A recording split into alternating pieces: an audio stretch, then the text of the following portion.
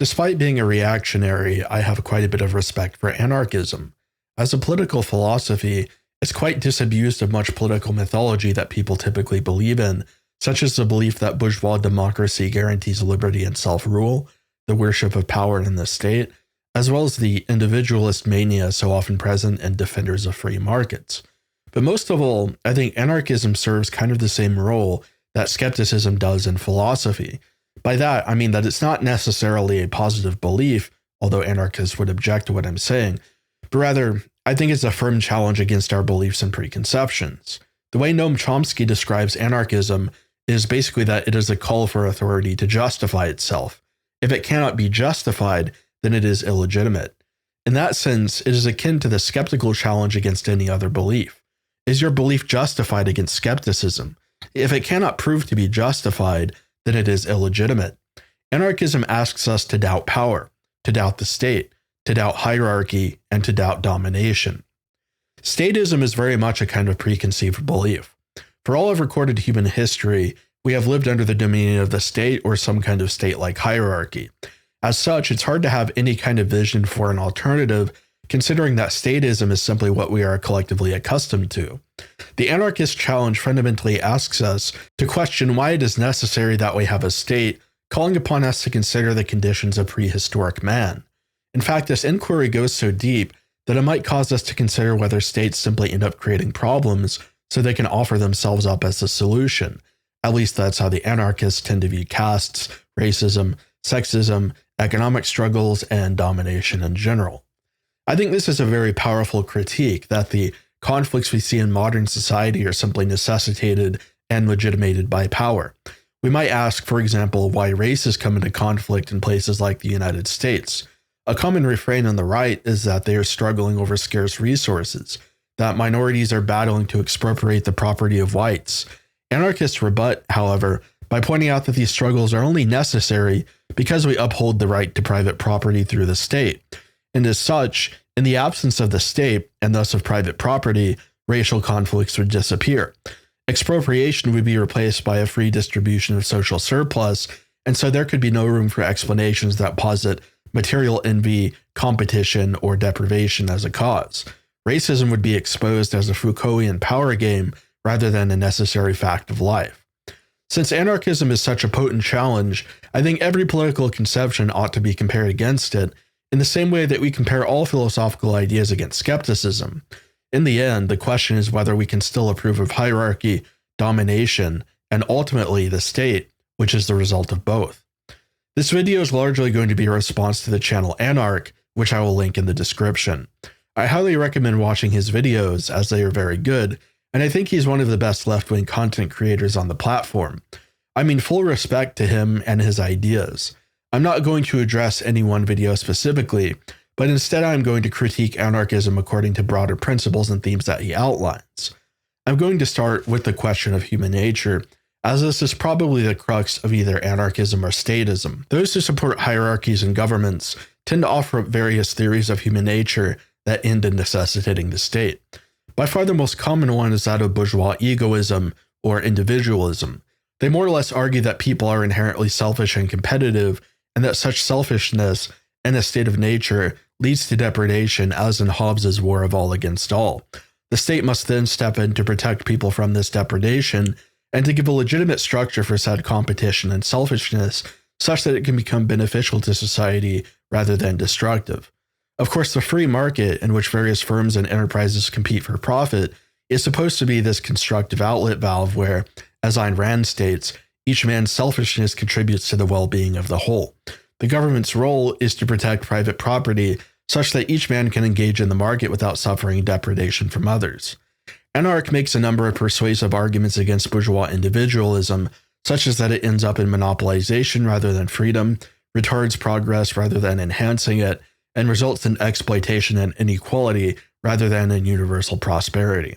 I'm not engaged in defending it. I've critiqued individualism and capitalism elsewhere on my channel, so I will move on to other views of human nature. The next conception is Darwinian, in which the idea of the struggle for life against nature is transposed onto the political plane, where the organisms struggling to survive are nations, and the threat to those organisms is other nations. Anark more or less implies that power basically causes this threat to itself, that the existence of enemy nations is only the result of the existence of nations in general, and that the problem of depredation would just go away in the absence of power. In effect, anarchists emphasize the gregarious instinct in humans, supposing that if there is ever any ill will toward another, or any desire to depredate or oppress another group, that this must have been caused by some impediment to our natural default gregarious instinct. The example Anark gives is of a troop of bonobo apes who had begun competing over eating rubbish meat that had been dumped out. It turns out that the meat was infected with tuberculosis, and all the alpha bonobos who had eaten the meat died, leaving behind only those who were inferior in the hierarchy. It was observed that the remaining bonobos began engaging in a kind of egalitarian cross-sex grooming behavior, which was unheard of in any other troop. The same troop was observed years later, and was still engaging in the same egalitarian behavior, but this time mostly with a new stock of bonobos, indicating that the social change had persisted over time, and no dominance hierarchy had thereafter formed. This indicates to Anark that there is not some essential feature of the bonobos that was causing dominance or hierarchies, which is part of their nature, but rather that it was mainly a matter of the organization of society. In other words, the gregarious instinct is default, and it was only due to the actions of the dominant alphas that the bonobos were organized into a hierarchy. Without any dominators, society returns to the anarchist state of nature, the cooperation of all with all. This seems to be a compelling case against hierarchy. Maybe it is genuinely just an arbitrary invention by those who wish to dominate. But in the case of animals, we cannot really refer to any kind of invention. Animals are driven purely by instinct, and it is this instinct which determines their behavior. The bonobo anecdote has a sort of problem of origins, which is that we have to explain why there exist alpha bonobos at all, rather than all bonobos simply being egalitarians from the very beginning. If it's true that the fundamental commandment of nature, as Peter Kropotkin argues in Mutual Aid, is do not compete, cooperate for your survival, then we should expect domination to not be whatsoever widespread in nature. But really, the nature of any species is bound to be heterogeneous. Some individuals within the species will have traits that others do not, and the complex interaction of all individuals within groups of that species is going to be relevant to group selection.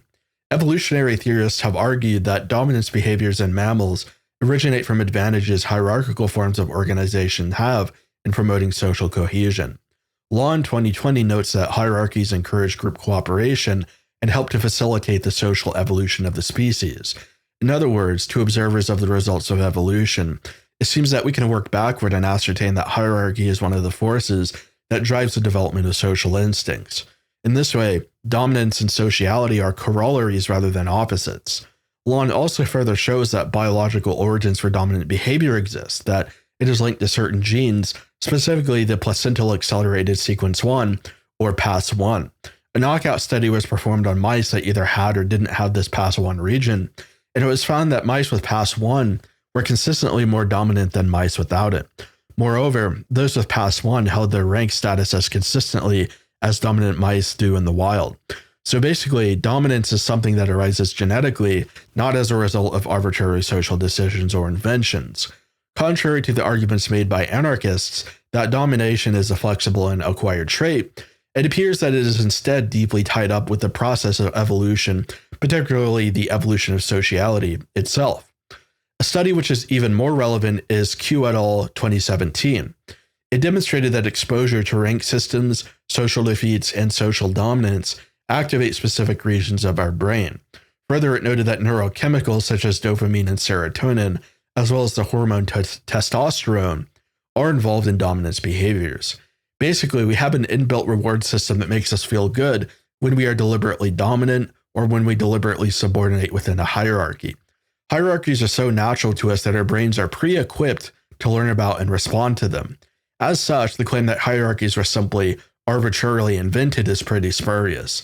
There's a long evolutionary history of dominance hierarchies exhibited in several species, such as primates, seals, canids, as well as several species of birds, fish, and rabbits. And the fact of the emergence of dominance in every one of those indicates that there is something evolutionarily driving this process. It may be true that the sudden absence of alpha males in a troop of primates can cause a profound, even lasting social shift, but this in no way indicates that hierarchy is acquired.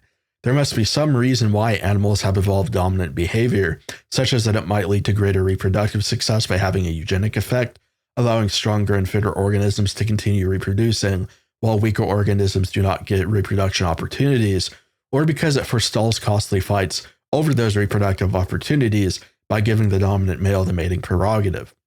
To return to the point of departure, anarchists assume that this gregarious instinct is our default mode of operation, and so in the absence of ideology or domination, we would all just get along regardless of color or creed. I find this to be implausible since humans, as a species, are basically the apex predator, and predators form packs, which are more akin to tribes rather than herds. In fact, even the anarchist Kropotkin argue that the original form of human organization is the tribe. Although one can point out, like Kropotkin, that tribes do sometimes cooperate, we also do have an extensive history of tribes competing against one another. Predators are always in competition over scarce prey animals, and they tend to lock down specific territories in which they hunt. Wolves do this quite prominently, as well as other predatory species. It's also worth noting, in response to Anark's argument that competition retards progress, we also have to consider something that Oswald Spengler said in Man and Technics, namely that man is a predator, and the origin of our technology, science, and techniques is this predatory nature, the drive to dominate nature, and as the Frankfurt School has noted, consequently also the drive to dominate man. War, conflict, and domination go hand in hand with progress, and it seems as though the two are somewhat inseparable because they have evolved together. If we were to turn against our predatory nature, it's likely that our Faustian drive for progress would go along with it. This calls back to my video on Marcuse, where I pointed out that economic or technical progress and ecology are in opposition to one another. All technical progress requires the exploitation of the earth, particularly of non-renewable resources. If what Marcuse says is true, and the earth is a kind of subject, then this is an intrinsically predatory act. If we were to eschew our predatory nature in favor of anarchism, we would simultaneously have to stop plundering the earth. Hence, we would have to put an end to progress. Anarchism would end in reactionary agrarian socialism. Either that, or it would activate the same Faustian instinct that drives us toward domination of man, which becomes self-defeating to it in the long run. To illustrate why I think the gregarious instinct isn't our default, consider that humans do not universally share the same gregarious instinct, despite us living in overwhelmingly pluralist societies that one would reasonably expect shapes our consciousness in the direction of gregariousness. Jonathan Haidt's 2019 study on the ideological expanse of the moral circle illustrates this point. Quote-unquote liberals are more likely than quote-unquote conservatives to expand moral significance to humanity in general, as well as even to inanimate objects.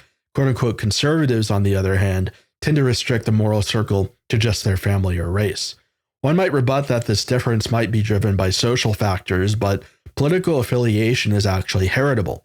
According to Dawes et al. 2020, which was a twin study, political affiliation is 40% heritable. The point is, despite the perfusion of the ideal of a brotherhood of humanity within our society, this conservative in-group preference is persistent, indicating that what we are looking at is probably a partly genetic phenomenon. As such, the assumption that people are, by default, world citizens, or that all people have the same gregarious instinct of solidarity with humanity, is questionable. Moreover, this in-group preference has evolutionary origins, which is why it is so persistent. According to Harshaw in 2013, computer models indicate that an ethnocentric strategy of reproduction is more likely to result in success than humanitarian, selfish, or traitorous strategies. To put it in more tangible terms, the probable origin for ethnocentrism is probably the fact that ethnocentrism promotes in-group cooperation, and through the process of group selection, those tribes that were more ethnocentric tended to be more successful than those who were open to aiding outsiders. Even Kropotkin sort of agrees with this assessment, as he notes that human nature is essentially a mutual struggle. The struggle of tribe versus tribe, the process that drives group selection, is an ineluctable feature of our species. As such, the behavior of dominating and monopolizing is not something that was invented, but rather it is ingrained in us as an evolutionary adaptation from a time when humans were tribal, competing against other tribes. We will speak more about in-group preference later. The third issue with this assumption of the gregarious instinct is that said instinct can never, in practice, be universalist. There is really no such thing, except in the abstract, as humanity. There is no universal brotherhood of humanity, only a multiplicity of brotherhoods of groups of humans. As Joseph de Maistre said, "Now there is no such thing as man in this world. In my life I have seen Frenchmen, Italians, Russians, and so on. I even know, thanks to Montesquieu, that one can be Persian. But as for man, I declare I've never encountered him."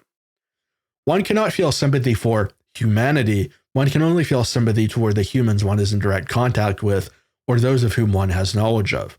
In essence, one cannot cooperate with mankind. One can only cooperate with men. Because of this, if there really is a gregarious instinct, then it has formed only in relation to specific ethnic groups. As such, in-group preference is the only legitimate way empathy for humanity can manifest. The struggle for life becomes a mutual conflict with other men. Anything else simply isn't empathy, but rather apathy. Anarchists tend to argue that human nature is essentially malleable, that we start out more or less as a blank slate with only accidental and meaningless differences, and that we can thus create virtually any kind of society that we want. If it turns out that our societies discriminate racially, or that we exclusivize resources or grant people privileges, then that must simply be the result of some invented ideology. If in-group preference is just ideology, then we can easily eliminate it and create a functional, egalitarian society without any state at all. In other words, in a vacuum of domination, hierarchy, racism, sexism, and so on will simply disappear. However, if we go back to the state of nature, or more accurately, the state of prehistoric man, rather than primitive anarchism, we find that domination, tribalism, and ethnocentrism were flourishing. An example which is almost too obvious to note is that of the genocide of the Neanderthals by Homo sapiens. But we might also note the continual wars and violence that were widespread at the time. There is Ötzi, for example, the so-called Iceman of 3350 BC, who was killed by an arrow to his left shoulder, probably by another tribe. There are, of course, countless examples of mass graves, burial pits with skulls caved in by clubs, and other such things in the archaeological record of prehistory. Even primitive peoples in modern times exhibit such characteristic traits, such as a warlike nature and hierarchical power structures. It's well known that the various tribes of Siberian Americans were involved in wars and raids at times. Other tribes in Africa or remote Pacific islands, in times of crisis, sometimes resorted to cannibalism, but it was almost always cannibalism of men from other tribes. Ultimately, it seems as though de Maistre was right about human nature and nature in general. In the whole vast dome of living nature, there reigns an open violence, a kind of prescriptive fury which arms all creatures to their common doom. As soon as you leave the inanimate kingdom, you find the decree of violent death inscribed on the very frontiers of life. You feel it already in the vegetable kingdom. From the great catalpa to the humblest herb, how many plants die and how many are killed? But from the moment you enter the animal kingdom, this law is suddenly in the most dreadful evidence. A power, a violence at once hidden and palpable, has in each species appointed a certain number of animals to devour the others. And who, in this general carnage, exterminates him who will exterminate all others? Himself. It is man who is charged with the slaughter of man. The whole earth, perpetually steeped in blood, is nothing but a vast altar upon which all that is living must be sacrificed without end, without measure, without pause, until the consummation of things, until evil is extinct, until the death of death. The error of the anarchist account of human nature, that its sociality and cooperation is universalistic rather than mutually competitive, is similar to the error made by Trofim Lysenko in his botany experiments.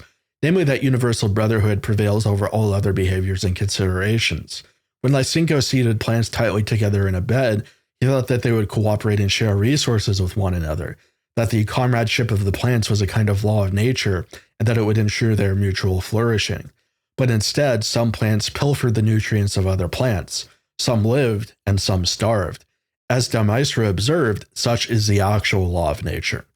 In addition, we must note the importance of one observation by evolutionary theorists, which is interspecific competition. That is, competition between species, as well as that between different subspecies.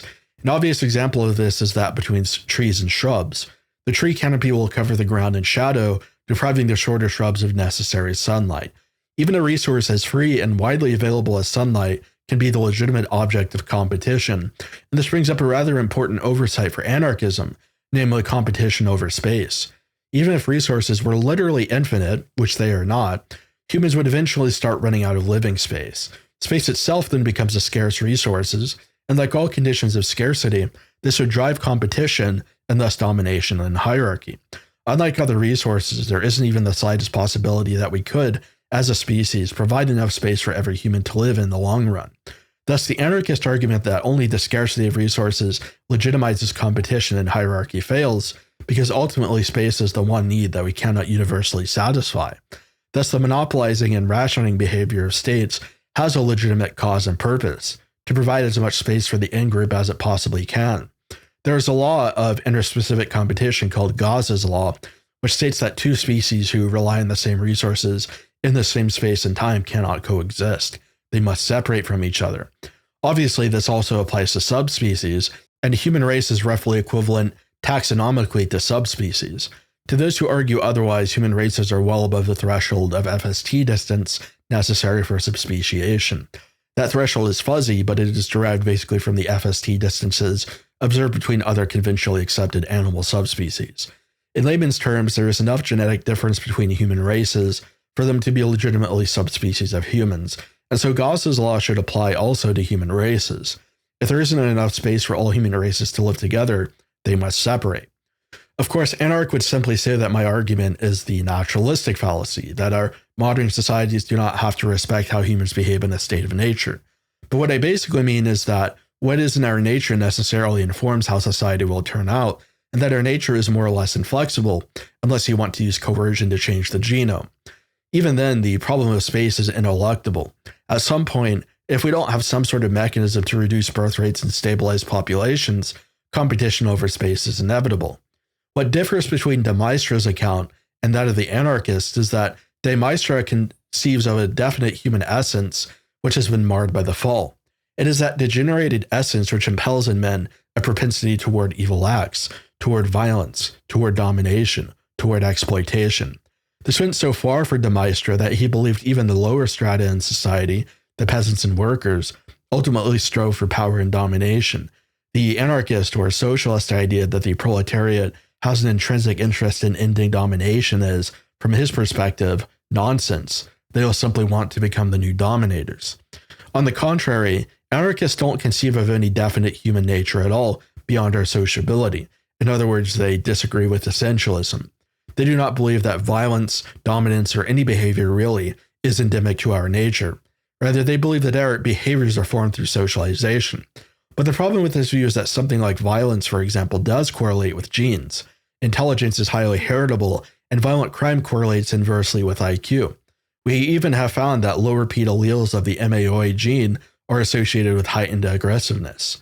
All in all, the scientific picture more closely resembles the essentialism of de Maistre than it does the tabula rasa of the anarchists and liberals. Of course, anarchists will respond that our nature, even if we do have genetic differences, is still malleable. The conditions of our evolution are not fixed. We no longer live in the state of nature. We can design society such that it can reward pro-social behavior while punishing antisocial behavior, but how is this possible without authority? How can you redesign humans without coercion? I will elucidate later that anarchism has a serious problem on this front, but for now, I will settle for pointing out that the fundamental prerequisite for altering the evolutionary trajectory of our species is social engineering. One must organize society in such a way as to promote the reproduction of pro-social people, or the gregarious herd, while inhibiting the reproduction of antisocial people, or the dominators. In other words, bad genomes must be exiled, while good genomes must be included. This involves obviously creating an underclass, as well as a system of enforcement against the bad genomes, and thus we have a dominance hierarchy. We must recall Anark's argument regarding the bonobo troop. The only reason why this troop turned egalitarian was because the dominant bonobos were eliminated. Society is going to be full of domineering people because that's simply, as I have argued, what's in their nature. Anarchism simply cannot overcome the problem of genopolitics without resorting to domination itself, or without resorting to just denying it. And I'm not making the argument that revolution against domination is authority. Rather, I'm arguing that domination is not simply a social behavior, power structure, or institution. Rather, it is baked into people genopolitically. Clearly, solving this would not be satisfactory for anarchists, in which case they must simply accept the fact that aggressive, antisocial, and dominant people will have to find a place somewhere within society, and further, that they might actually end up becoming the most prolific. It's as if we have settled on letting the wolves into the sheep pen.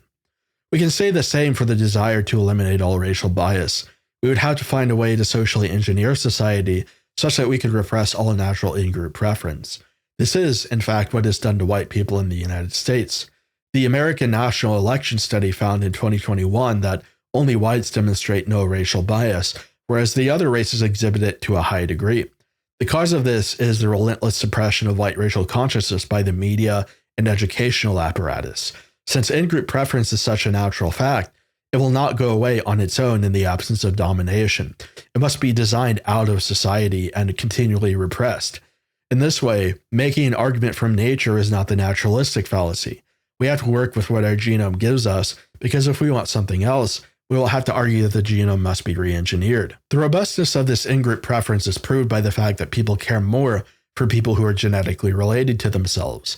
The family is proof of this fact. Madsen et al. 2007 illustrates the link between kinship and altruism. Basically, in acts of altruism, people consider how closely related they are to each other when they determine what to give. The desire to make real human universalism necessitates the sundering of all human social bonds based on in-group preference. And this we can make light of the fact that Marx and Engels called for abolishing the family. So ultimately, anarchism proves that it has accepted the Enlightenment project of creating the abstract society, a society in which men no longer share organic bonds with one another, but instead behave impersonally as atoms toward one another. Anarchism, which is supposed to be an organic society, ends up destroying its organisms. It falls into a contradiction. To return to the point of departure, in-group preference is natural and robust. An anarchist might accuse me of the naturalistic fallacy, but to point out that a behavior is so innate to man that it cannot be socially altered except through coercion is particularly relevant to the question of anarchy. If anarchists want a universalist and cosmopolitan society, they would have to abandon the very principle of their worldview to attain it. Perhaps in-group preference is good, perhaps it is bad, but what is evident is that it's there, and that it's a serious barrier to the construction of an egalitarian society. You can't get rid of it unless you're willing to get your hands dirty. According to Nate Silver at 538, the most diverse cities are also the most racially segregated. As foreign populations grow larger, they tend to form homogeneous and isolated communities rather than to assimilate or integrate. In other words, in-group preference tends to come to the forefront where there is a big enough mass of people to hold solidarity with. Further, in multiracial church congregations, the congregation tends to become more homogeneous, i.e. less diverse over time. Similarly, as Jared Taylor pointed out in his book White Identity, church congregations are themselves naturally racially segregated. Self-segregated, I might add. The reason why we see this self-segregation and self-imposed isolation among minorities is because in-group preference is evolutionarily robust. According to Rushton 2005, people prefer those who are genetically similar to themselves. Altruism toward kin and similar others evolved in order to help replicate shared genes. Since ethnic groups are repositories of shared genes, xenophobia is the dark side of human altruism. A review of the literature demonstrates the pull of genetic similarity in dyads, such as marriage partners and friendships, and even large groups, both national and international. The evidence that genes incline people to prefer others who are genetically similar themselves comes from studies of social assortment, differential heritabilities, the comparison of identical and fraternal twins, blood tests, and family bereavements. DNA sequencing studies confirm some origin myths and disconfirm others. They also show that in comparison to the total genetic variance around the world, random co-ethnics are related to each other on the order of first cousins. As we can see, what is often pejoratively called xenophobia is actually the corollary of altruism because they evolved together. If you want altruism, you must accept that there must be in-group preference. Anarchism fundamentally cannot function if it is universalist in character, because our altruistic instincts and behaviors are hard-coded into our genome alongside in-group preference. To illustrate why these are inseparable, consider that the neurochemical oxytocin promotes both human bonding and in-group preference. In DeDrew 2011, implicit association tests were given to two groups. One group was administered oxytocin, while the control group was administered a placebo. The group that was administered oxytocin scored higher on in-group regard and out-group disregard than the control. In short, oxytocin promotes ethnocentrism. Human ethnocentrism, the tendency to view one's group as centrally important and superior to others, creates intergroup bias that fuels prejudice, xenophobia, and intergroup violence. Grounded in the idea that ethnocentrism also facilitates within-group trust, cooperation, and coordination, we conjecture that ethnocentrism may be modulated by brain oxytocin, a peptide shown to promote coordination among in-group members.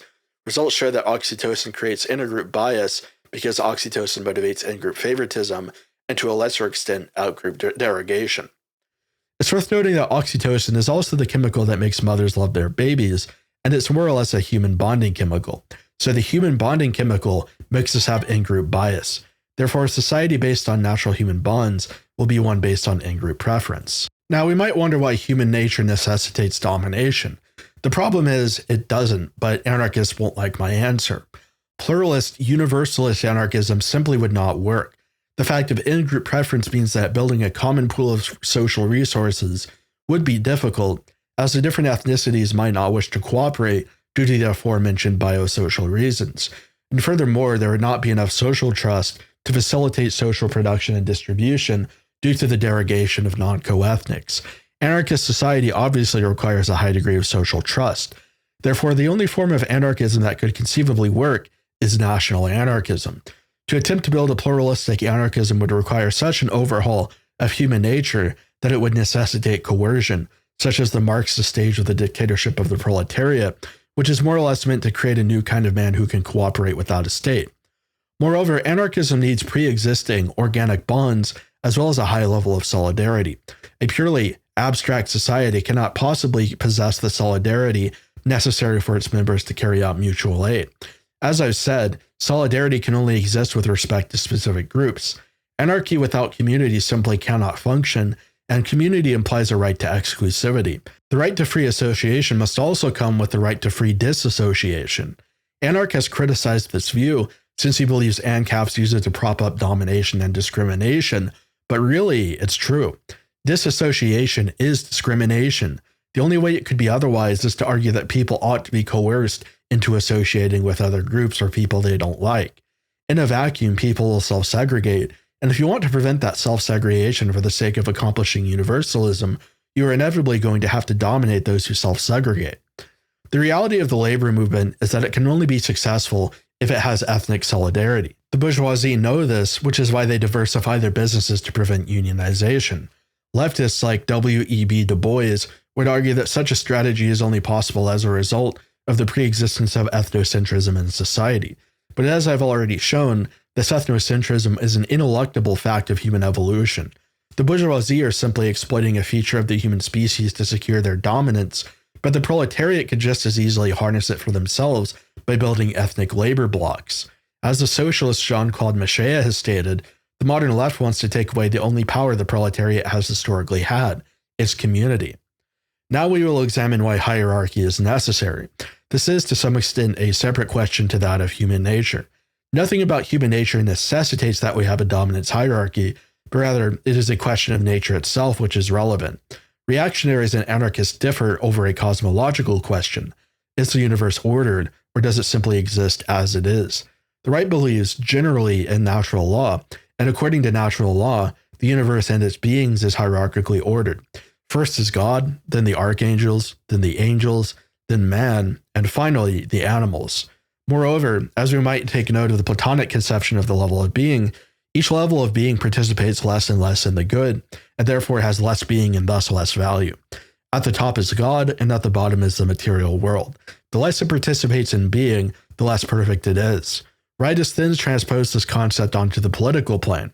The monarch is directly invested with divine authority, then below him are the nobility who, by virtue of purity of blood, have higher status and the power of command. Then below them are the productive classes who are most closely associated with the impurities of the earth. The chain of command traverses from divine authority all the way down to the telluric activities of production. As a result, human society mirrors the universe, of which it is a microcosm. On the other hand, the anarchists deny that hierarchy exists immanent in the universe. Instead, men are equal in traits and qualities, although this is debatable as Bakunin did not deny natural differences in ability. In other words, nothing about the universe or human nature implies that we ought to have a hierarchy. As we can see, the accusation that hierarchy is arbitrary, that it lacks foundations, or that it was simply invented is false. If we take the right's argument seriously rather than accusing its exponents of attempting to hoodwink the working class, that hierarchy has ontological and cosmological origins, we can discern a very serious basis for it, which is intertwined with the conception of justice. The traditional right-wing view is an organic holism in which all parts of human society are meant to mirror and to imitate the good. To disprove this kind of society, one has to attack it at its philosophical roots. One must go all the way back to Plato and Aristotle. Deconstructing it into power relations is just evasion. The second hinge of this debate is whether hierarchy is necessary to ensure social harmony. Anarchists say that hierarchy is simply a tool used by dominators to parasitize and exploit the working class. Moreover, Anark argues that hierarchies are, by their very nature, fragile because they must be held in existence by a force. In other words, the workers will only tolerate their own parasitization so long as they are coerced into submission. If, then, this fragile structure is an impediment to the collaboration of all in society, then the absence of it would mean the creation of a harmonious society, and hierarchy is actually what causes conflicts. Hierarchy would thus be completely unnecessary, and all defensive hierarchy is simply ideology meant to convince the oppressed that they deserve to be oppressed. This, however, is a false view of the role and purpose of domination and hierarchy. States and hierarchies in general are just formalizations of the duties and obligations that people and groups have to each other. For example, under feudalism, the nobility had the obligation to protect its subjects, and in return, the subjects would support it through taxation and labor. More broadly, all people conceive of an ideal of justice, and states agree to enforce it in exchange for taxes. We might see the dictatorship of the proletariat in this light, for example. Its role is to protect the socialist conception of economic justice in preparation for the withering away of the state, at which point the socialist norm against exploitation has become completely internalized by the classless people. Anarchism, however, has no positive conception of justice, and as a result, it is incoherent. There are limits to the success of approaching political questions via negativa. Every ideal of justice must have some positive duties, otherwise it is banal. A purely negative justice would be completely incapable of generating solidarity. For example, anarchists have no positive duty to resist coercion, they must simply not engage in it themselves. Purely negative duties, such as those anarchism ascribes to people, end up promoting passivity and apathy. The fundamental reason why structures of power exist is not simply to exploit people, but rather to make obligations and duties binding on their respective parties, and thus to accomplish a higher solidarity. Without such structures and governments, agreements and obligations are worthless. As such, a society based purely on voluntary action will eventually simply collapse into insecurity. Anarchism does attempt to present this form of positive justice, but it simply does so vaguely in the form of democratic social cooperation. There is, ultimately, no means by which anarchists can punish those who do not cooperate, nor reward those who do. In other words, there remains no real way to promote cooperation other than to simply rely on the gregarious instinct, which, as I've mentioned, is not present in all people. And the degree to which that it is present, it is in the form of in-group preference, not universalism. We also get the free rider problem, in which those who wish to consume without providing simply are allotted the necessary resources by socially productive members of society. I've heard Vauch say that this is perfectly fine and that the perspective that it is a problem is just an illusion, but I don't think that this is consonant with what few values anarchism does actually evince, namely the value of social production. But there is, in the end, no way to uphold the moral value of social productivity in such a system. Not to say that there would be no socially productive labor, as some defenders of capitalism claim, but rather social productivity would be, in and of itself, morally worthless. Another problem is that of a plurality of justices, which simply cannot exist. Anarchist society cannot possibly have only one form of justice because it would hegemonize all others, resulting in domination. So justice under anarchy must be multiple, but that would simply result in conflict over the many justices. Either that, or it would have to be a form of toothless justice, which is socially inconsequential because it cannot be enforced. I'm reminded of the various religious ideals and moral codes which cannot be mutually enforced. To declare that these multiple forms of justice must accept their disarmament is basically to say that one ought not to take their tradition seriously. In other words, your respective conception of justice is worthless. One might as well not have any positive conception of justice at all. That seems to be more or less what anarchists settle for. Obligation, determined by the prevailing concept of justice, is actually what civilization rests upon. As much as I hate them for basically being fake anarchists, this is at least understood by the anarcho-capitalists. Moreover, statists emphasize this more than anyone else, that obligations are the cornerstone of society.